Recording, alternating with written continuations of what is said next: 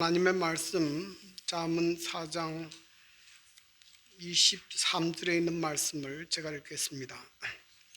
무릇 지킬 만한 것 중에 더욱 내 마음을 지키라. 생명의 근원이 이에서 남이니라. 존경하는 성도 여러분, 한 주일 동안도 주님 은혜 가운데 평안하셨습니까? 오늘 귀하고 복된 안식일에 성도 여러분들 뵙게 되고 하나님의 말씀으로 은혜를 나누게 된 것을 매우 기쁘게 생각합니다. 오늘 저는 내 마음을 지키라는 제목으로 여러분과 함께 은혜를 나누고자 합니다. 유대인들이 즐겨 읽고 널 곁에 두고 지혜를 얻는 탈무드에는 이런 글이 있습니다. 돈을 잃는 것은 조금 잃는 것이요, 명예를 잃는 것은 반을 잃은 것이요, 건강을 잃은 것은 전부를 잃은 것이다 하는 말이 있습니다. 이 말은 건강의 중요성을 우리에게 강조하는 말이라고 생각합니다. 오늘날 이 시대를 사는 모든 사람들은 전부 건강의 중요함은 다 인식하고 있습니다. 그래서 대부분의 사람들이 건강을 얻기 위해서 열심히 운동합니다. 또 건강에 좋다는 식품도 찾아다니면서 먹습니다. 그리고 정기적으로 병원에 가서 건강검진도 받습니다. 그런데 건강은 몸의 건강만 있는 것이 아니고 마음의 건강도 있습니다. 근데 몸의 건강을 위해서 그렇게 노력을 하는데 마음의 건강을 얻기 위해서 여러분은 어떤 노력을 하고 계십니까? 독일에 아돌프 메클레라는 분이 있었습니다. 이분은 2009년 1월 5일에 달리는 열차에서 열차에 투신 자살함으로 세계를 놀라게 했습니다. 이 사람의 죽음이 세계를 놀라게 한 이유는 그 사람이 당시에 가진 재산이 미하로 92억 달러, 하나로 계산하면 10조 원이나 되는 막대한 재산을 가지고 있었습니다. 그는 독일의 성공한 기업인으로서 많은 사람들로부터 존경을 받고 있었습니다. 그런데 그가 왜 자살했는가? 그 이유는 당시에 금융 위기로 인해서 너무 많은 스트레스를 이기지 못해서 자살한 것으로 판명이 났습니다. 그는 많은 것을 지켰습니다. 돈도 지켰고 건강도 지켰고 명예도 지켰지만 그는 자기의 마음은 지키지 못했습니다. 오늘날 많은 사람들이 돈은 중요한 줄 알고 돈을 벌기 위해서 열심히 노력합니다. 또 명예를 위해서 다른 사람이 나에게 뭐라고 하는가 하는 평판에 대해서도 신경을 많이 씁니다. 또 건강을 얻기 위해서 좋은 음식도 찾아다니고 또 운동도 열심히 합니다. 그러나 많은 사람들이 아주 소홀히 여기고 있는 것이 있는데 그것은 마음의 건강의 중요함을 깨닫지 못하는 것입니다. 그러나 실제로는 마음을 지키지 못하면 다른 모든 것들은 아무 소용이 없는 것입니다. 그래서 성경은 마음의 중요성을 말씀하고 있습니다. 특별히 오늘 본문 말씀은 지혜의 왕 솔로몬이 그의 자녀들에게 또 그의 후손된 우리에게 주시는 귀한 교훈의 말씀입니다. 오늘 본문에 이렇게 말씀합니다. 무릇 지킬 만한 것 중에 더욱 내 마음을 지키라. 생명의 근원이 이에서 남이니라. 모든 것이 마음에서부터 나온다. 이렇게 성경은 말씀하고 있습니다. 우리의 생명도, 우리의 건강도, 우리의 행복도, 우리의 성공도 마음에서부터 나옵니다. 여러분, 우리의 건강도 마음에서부터 시작됩니다. 잠언 17장 22절에 보면 마음의 즐거움은 양약이라도 심령의 근심은 뼈를 마르게 한다 그랬습니다. 건강에 가장 좋은 약이 무엇인가 하면 마음의 즐거움이에요. 마음이 행복하면 병들지 않습니다. 그래서 사람이 건강하게 살려면 하루 적어도 3번 이상 웃어야 된다. 마음을 즐겁게 하는 것이 중요합니다. 반대로 심령의 근심은 뼈를 마르게 한다 그랬어요. 특별히 여기서 말하는 뼈는 우리의 척추를 의미합니다. 그런데 우리 몸에서 척추는 뼈를 생산하고 피를 생산하고 각종 호르몬들이 척추에서 생겨납니다. 그런데 이 뼈가 마르면 어떻게 사람이 건강을 유지할 수 있겠습니까? 대부분의 의사들이 공통적으로 하는 말이 있습니다. 어떤 사람이 아주 큰 병에 걸리게 되는데 그럴 경우에 대부분은 3년 전에 혹은 3년 이내에 그 사람이 마음에 큰 상처를 입거나 고통을 겪었다는 것입니다. 그것이 발전해서 암으로 또 각종 병으로 심각한 질병을 유발했다는 것이 밝혀졌습니다. 그러므로 사람의 건강을 위해서 무엇을 먹는가 또 운동하는 것도 중요하지만 우리의 마음을 치유하고 마음을 건강하게 하는 것은 대단히 중요한 일이다. 그렇게 우리가 설명할 수 있습니다. 테레사 제이 스튜어트라는 심리학자는 현대인들의 마음에 상처를 입히는 3가지가 있다 그렇게 이야기했습니다. 그 첫 번째가 무엇인가 하면 이 분노라는 것입니다. 분노. 이 분노는 우리말로 하면 이제 화를 내는 것입니다. 여러분, 사람이 이 몸에 질병이 생기면 어떤 증상이 제일 처음 나타납니까? 열이 납니다. 그래서 우리가 요즘 코로나로 인해서 어떤 건물에 들어갈 때에 뭘 체크합니까? 열을 체크합니다. 이것은 이 사람의 몸이 지금 정상인가 그렇지 않는가를 체크하는 것입니다. 그런데 우리의 마음에 심각한 문제가 있고 질병이 생겼을 때 나타나는 증상이 무엇입니까? 무슨 증상이 나타납니까? 그때 나타나는 증상이 화가 나는 것입니다. 화가 나는 것입니다. 그래서 화자는 불화자입니다. 마음에 불이 생기는 것입니다. 그런데 이 마음에 그러니까 화가 나는 것 자체는 나쁜 것이 아니에요. 이 화가 난다는 것은 이 사람의 지금 마음에 심각한 문제가 있다, 정상적이지 않다 하는 것을 보여주는 신호입니다. 우리 몸이 보여주는 신호예요. 그런데 이 마음에 화가 일어났을 때에 이 화를 적절하게 잘 풀 수 있어야 되는데 이 화를 풀지 못하고 쌓아두면 더 큰 화로 발전합니다. 그래서 불화자가 2개 모이면 염자가 되는데요, 더 뜨거워지는 것입니다. 자, 이렇게 해서 생겨난 질병이 있는데 그게 화병입니다. 특별히 우리나라 사람들이 많은 병이 화병이 많아요. 자, 그런데 그 상태도 넘어서서 더 화가 나는 상황이 벌어지면 이 불화자가 3개가 모이면 불타는 염자가 됩니다.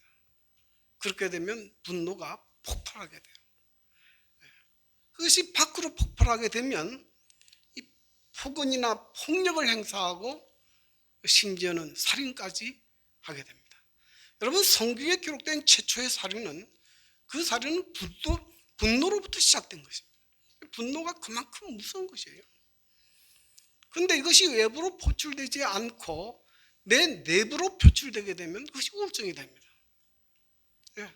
밖으로는 발산할 수가 없고, 그러니 자기가 자기에게 공격하는 것이 우울증입니다. 이것이 심해지면 자살로 이어지는 것입니다. 그래서 마음을 건강하게 지키는 것은 대단히 중요한 일이에요. 마음을. 그래서 이런 우리의 마음의 화를 푸는 가장 좋은 방법은 말로 푸는 것이라 그래요. 그래서 상담이 필요합니다.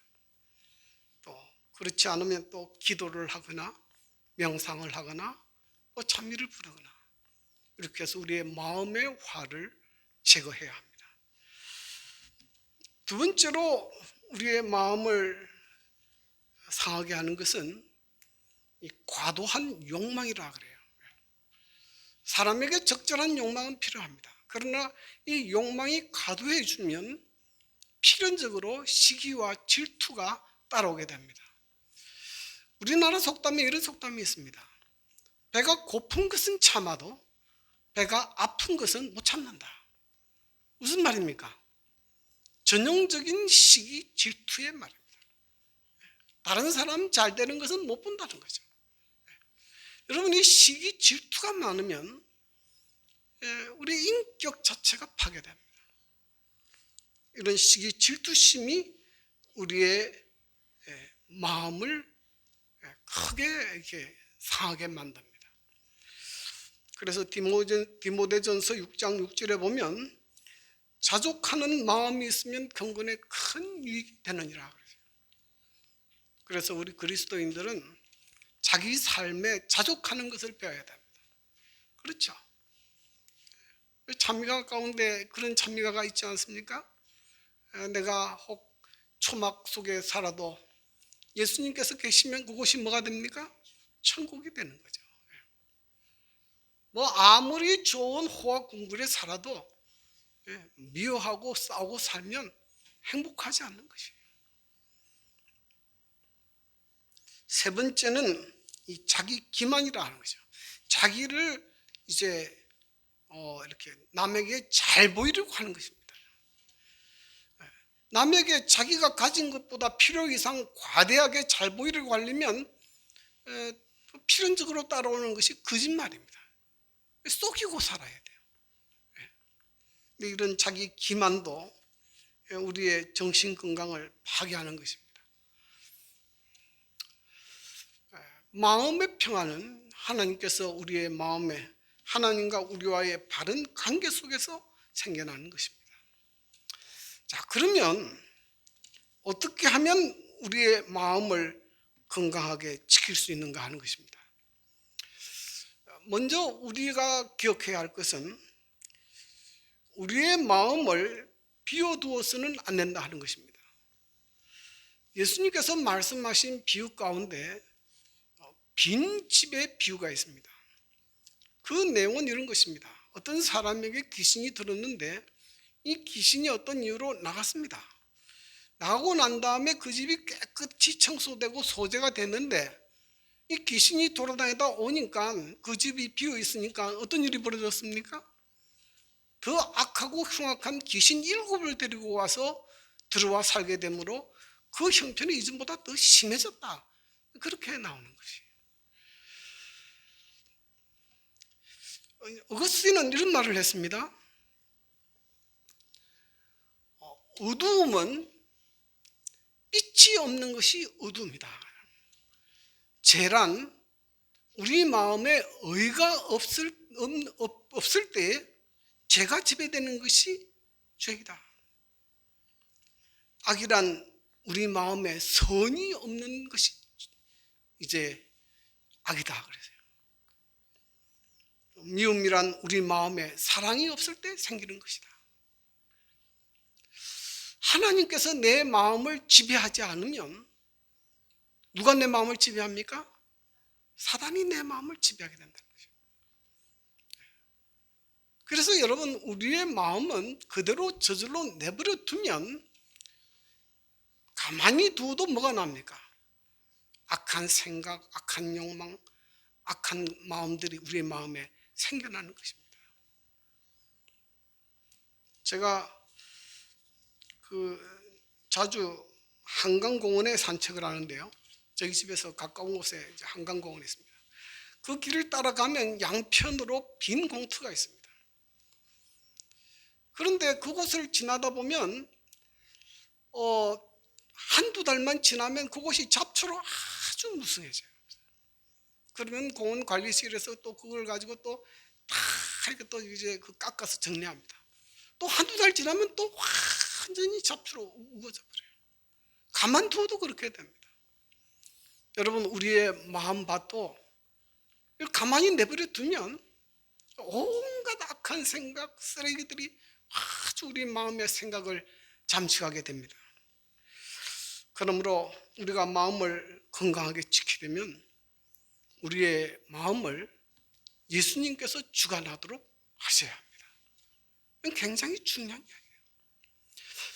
어떤 사람이 자기 마음을 정말 깨끗하고 아름답게 보존하기 위해서 최선을 다해서 청소를 했습니다.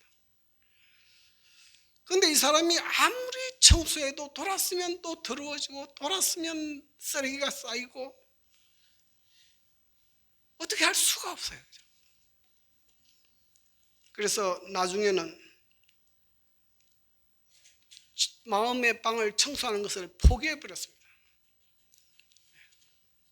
그런데 어느 날 자기 방에 벨을 누르면서 예수님께서 마음을 두드리기 시작했습니다. 그런데 사실은 이것이 처음이 아니고 오래전부터 예수님께서 그의 마음문을 두드렸는데 이 사람이 마음문을 열어주지 못했어요. 왜냐하면 내 방이 너무 더러워서. 이렇게 더럽고 추한 곳에 예수님을 어떻게 모실 수 있느냐. 문을 열지 않았어요.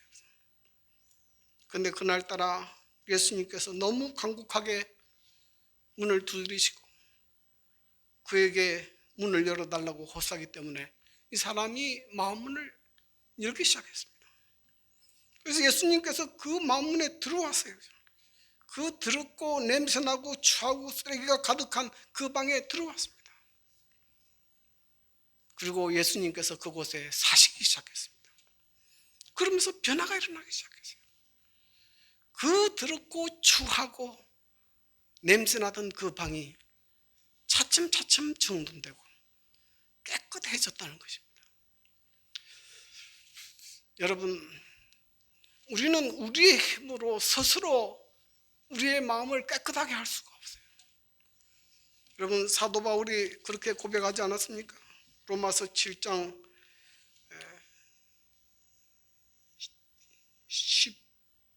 18절에 이렇게 말씀합니다. 내 속 곧 내 육신에 선한 것이 거하지 아니하는 줄을 아노니 원함은 내게 있으나 선을 행하는 것은 없노라. 내가 원하는 바 선을 행하지 아니하고 도리어 원하지 아니하는 바 악을 행하는도다. 24절 오라 나는 공고한 사람이로다. 이 사망의 몸에서 누가 나를 건져내랴. 바울이 탄식을 했어요. 선하게 살려고 착하게 살려고 아무리 노력하면 노력할수록 선을 행하는 것이 아니라 오히려 악을 행하고 있는 자신을 발견하고 그는 탄식했습니다. 여러분, 우리의 힘으로 우리의 마음방을 우리가 정결하게 할 수는 없습니다. 그러나 우리의 마음방에 예수님이 오시면 예수님은 우리를 깨끗게 하실 수 있습니다. 이사야 1장 18절에 오라 우리가 서로 변론하자. 너희 죄가 주홍같이 붉을지라도 눈과 같이 희어질 것이요 진홍같이 붉을지라도 양털같이 되리라. 주님만이 우리의 마음을 깨끗게 하고 양털같이 변화시킬 수 있다 하는 것입니다. 그러므로 여러분의 인생에 예수님을 여러분의 마음에 모셔드리게 되기를 간절히 바랍니다. 매일매일 내 삶에 예수님께서 나를 도와주시지 않으면 나는 어떻게 할 수 없습니다. 주님, 저를 도와주십시오. 저로 하여금 새로운 사람이 될 수 있도록 도와주시고 내 마음을 주님께서 주관해 주십시오. 그렇게 기도하시게 되기를 간절히 바랍니다.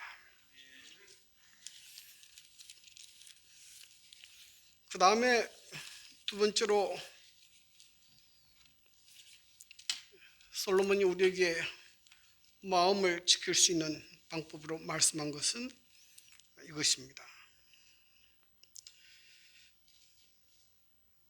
24절 구부러진 말을 내 앞에서 부리며 삐뚤어진 말을 내 입술에서 멀리 하라 그랬어요.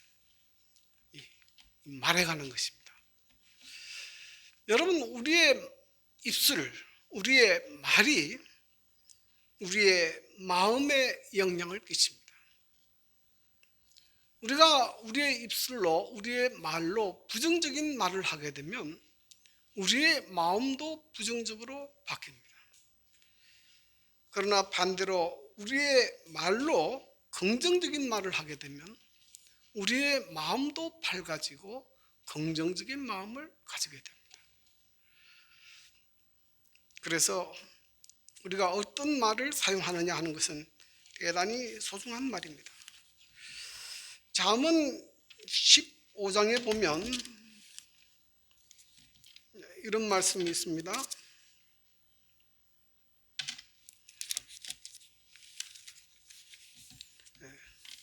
잠언 15장 3, 4절 온순한 혀는 곧 생명나무지만 패역한 혀는 마음을 상하게 하느니라. 이 온순한 혀, 친절하고 따뜻한 말은 생명나무라 그랬습니다. 생명나무라. 어떤 부부가 오랫동안 서로 다투고 싸우고 불안한 관계에 있었습니다. 그런데 어느 날 한쪽이 다른 상대를 향해서 내가 잘못했습니다. 미안합니다. 그렇게 하니까 그렇게 오랫동안 쌓여있던 그 모든 응어리들이 녹아내리더라. 그렇게 이야기합니다. 그래서 여러분, 친절하고 따뜻한 말이 사람을 살리는 말이에요. 여러분, 예수님께서는 언제나 사람을 살리는 말을 하셨습니다. 누가복음 17장에 보면 예수님께서 한 바리새인의 집에서 식사할 때에 귀신 들렸다가 고침을 받은 마리아가 향유 옥합을 깨뜨려서 그 머릿결로 예수님의 발을 씻겼습니다. 그런데 이 모습을 보고 예수님의 제자들과 거기에 참석한 많은 사람들이 못마땅하게 생각했습니다. 예수님은 왜 저렇게 더러운 죄인이 자기의 발을 씻기는 것을 허락할까? 그렇게 생각했습니다. 그러니까 마리아도 얼마나 마음이 불안했겠습니까? 다 사람들이 그를 못마땅한 얼굴로, 지난한 얼굴로 쳐다보는데 얼마나 마리아도 마음이 불편했겠습니까? 그런데 예수님께서 그때 그에게 하시는 말씀이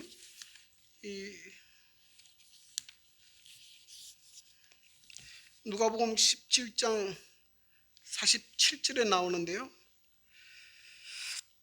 이러므로 내가 내게 말하노니 그의 많은 죄가 사하여 주도다. 이는 그의 사랑함이 많음이라. 사함을 받은 일이 적은 자는 적게 사랑하느니라. 예수님께서 그 마리아를 보면서 이는 저가 나를 많이 사랑하기 때문이다. 그를 칭찬했습니다. 여러분, 이 예수님께서 마리아에게 던지는 이 한마디가 마리아의 일생을 변화시켜버렸어요. 그래서 그로 하여금 끝까지 예수님을 따르는 사람으로 성경에 나타납니다. 예수님이 십자가에 달려 돌아가실 때 모든 사람들이 다 도망갔지만 마리아는 그 자리에 있었어요. 예수님이 무덤에서 부활하신 날 제일 처음 무덤에서 만난 사람도 마리아였습니다. 예수님이 하늘로 승천하신 이후에 가장 충성스럽게 교회를 위해서 헌신한 사람도 마리아였습니다. 예수님의 친절한 말 한마디가 그를 변화시키고 새로운 사람으로 만들었습니다. 그러므로 여러분, 우리의 마음을 잘 지키려면 우리의 입술을 잘 지키고 제어해야 합니다. 세 번째로 잠언이 우리에게 말해주는 것은 이것입니다. 내 눈은 바로 보며 내 눈꺼풀을 내 앞에서 굳게 하며. 눈은 흔히 마음의 창이라고 말하지 않습니까? 우리가 보는 것이 우리의 마음으로 들어옵니다. 마음으로. 그러므로 더럽고 추한 것을 보면 우리의 마음도 더럽고 추해집니다. 그래서 우리의 눈을 주의해야 돼요. 그래서 언제나 아름답고 깨끗하고 좋은 것을 보고 그 좋은 것이 우리의 마음을 지배하도록 해야 합니다. 그래서 드라마를 볼 때도 너무 과격한 드라마는 좋지 않다 그래요. 너무 사람을 죽이고 그런 걸 보고 나면 꿈자리가 이상해집니다. 그런 거 보지 말고요. 좋은 드라마 그런 걸 보십시오. 그리고 여기 보면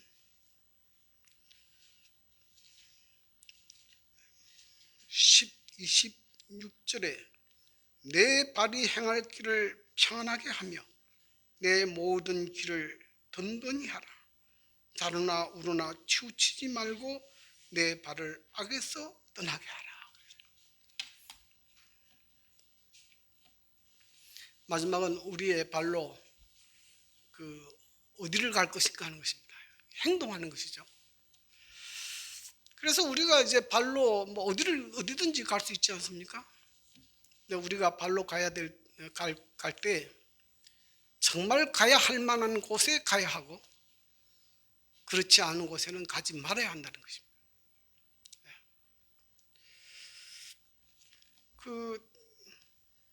삼국의 통일을 시킨 김유신 장군의 일화 가운데 말의 목을 베어버린 일화가 있습니다.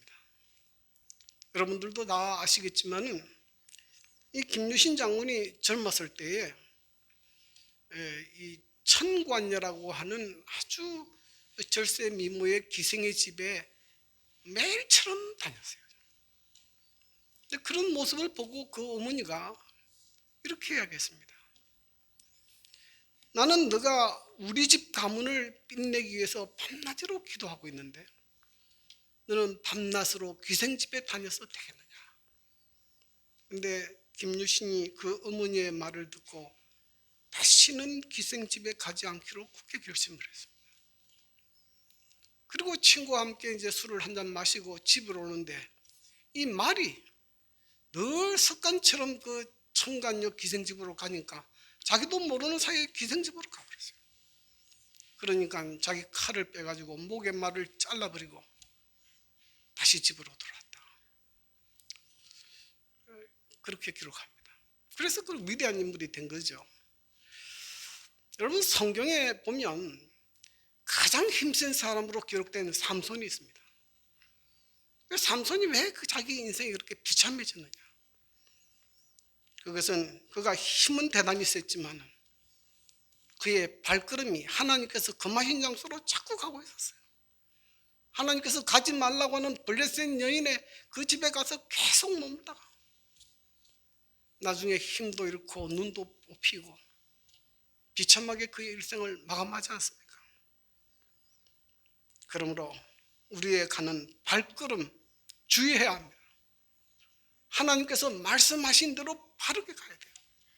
오늘 성경 말씀에 자루나 우루나 치우치지 말고 내 발을 악에서 떠나게 하라. 이것이 하나님께서 우리에게 주시는 마음을 지키는 비결입니다. 여러분, 오늘날 정말 마음이 무너지는 사람들이 너무나 많습니다. 가정이 깨지고 우울증에 걸리고 자녀들이 방황하는 사람들이 너무나 많습니다. 여러분, 이런 시대에 우리가 특별히 지켜야 할 것이 있는데 우리의 마음을 잘 지켜야 됩니다. 그래서 언제나 예수님께서 구하시고 언제나 우리의 마음이 하나님의 말씀에 따라 삶으로 우리의 가정이 평안하고 우리의 삶이 형통하고 하나님의 은혜와 축복이 늘 임하는 그런 그리스도인으로, 그런 하나님의 자녀로 살게 되기를 간절히 바랍니다. 여러분의 가정에 하나님의 은혜와 축복이 늘 함께 하시기를 기원합니다.